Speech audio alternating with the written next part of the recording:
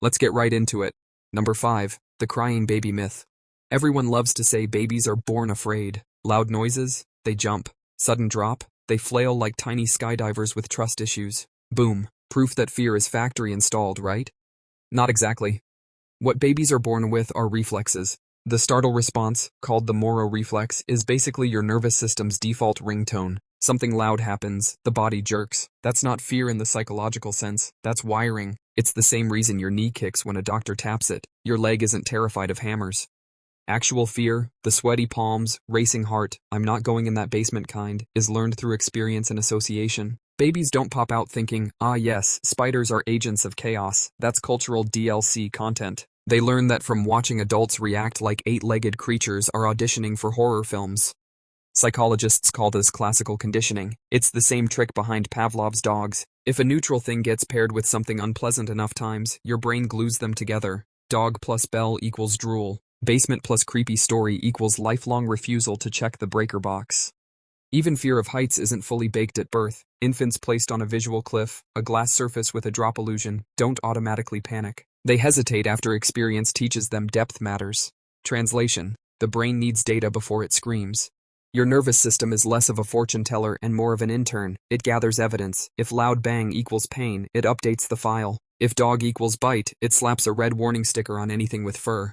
So no, you weren't born afraid of public speaking, rejection, or clowns. You acquired those like software updates. Basically, your fear isn't destiny. It's a playlist your brain made from your greatest hits of, well, that sucked. Number 4. Monkey see, monkey panic.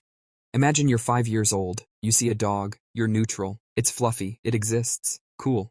Then your parent gasps, grabs you and hisses, "Don't touch it. It might bite." Congratulations, a new fear has been installed.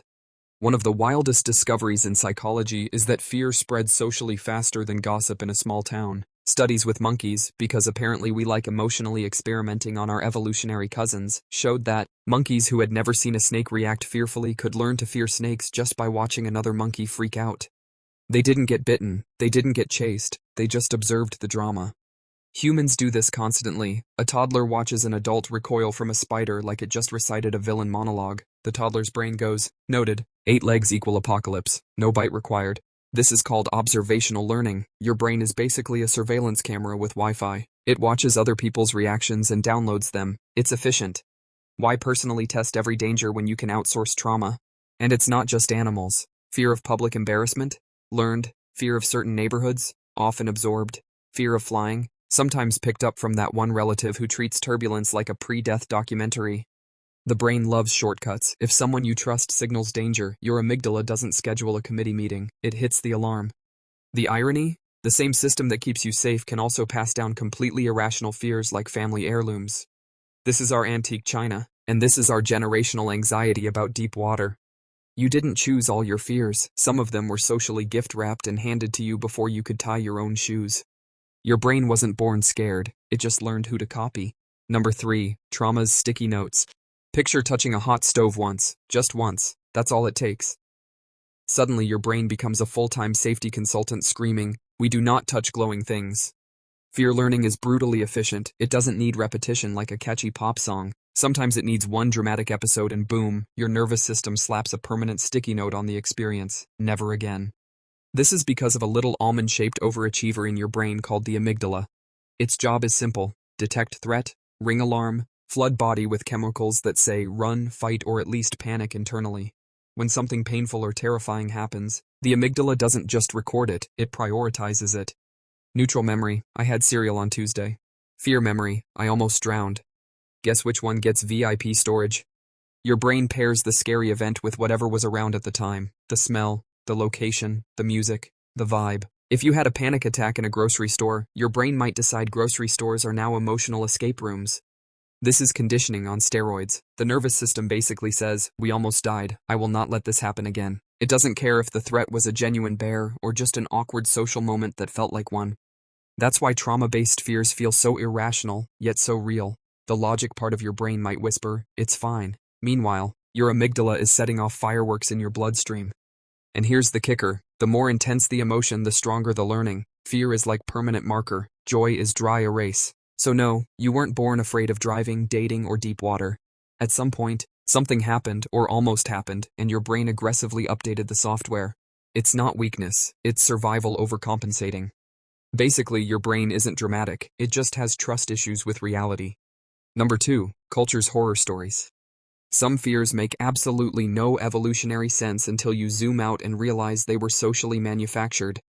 Take fear of Friday the 13th. It's not the calendar's fault, it didn't personally attack anyone, but thanks to centuries of myth, religion, and pop culture, including the extremely chill documentary series known as Friday the 13th, people treat that date like it's cursed by management.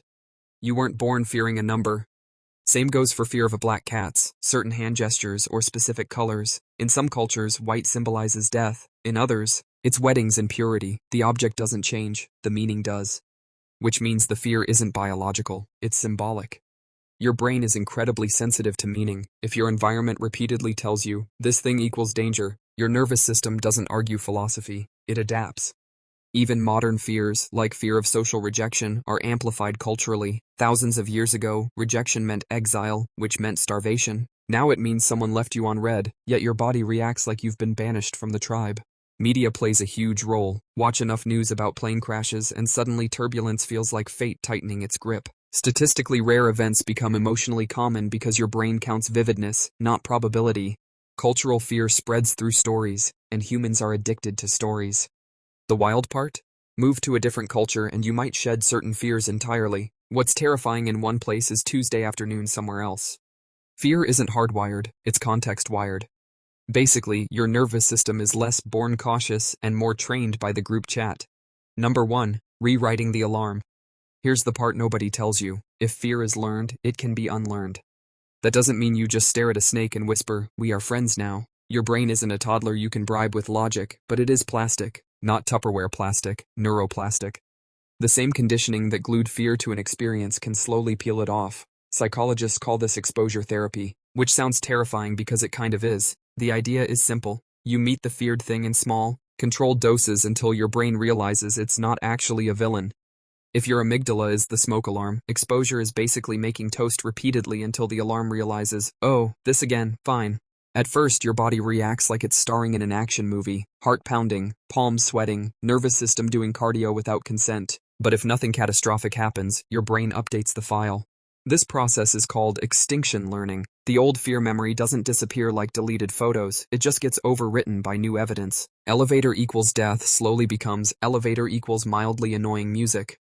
Even trauma-based fears can soften, slowly, with repetition, with safety. The brain learns through prediction errors. It expects disaster. Disaster doesn't arrive, it recalibrates. That's the wild twist in all of this. You weren't born afraid of public speaking, you learned it after embarrassment. You weren't born afraid of rejection, you learned it after hurt. You weren't born afraid of the dark, you learned it when imagination plus silence formed a conspiracy. Fear feels ancient and permanent because it lives in your body, but most of it is experience wearing a monster costume.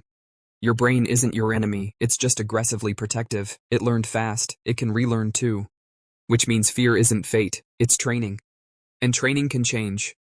That's all for today. I'll be making similar videos in the future. Subscribe to see them.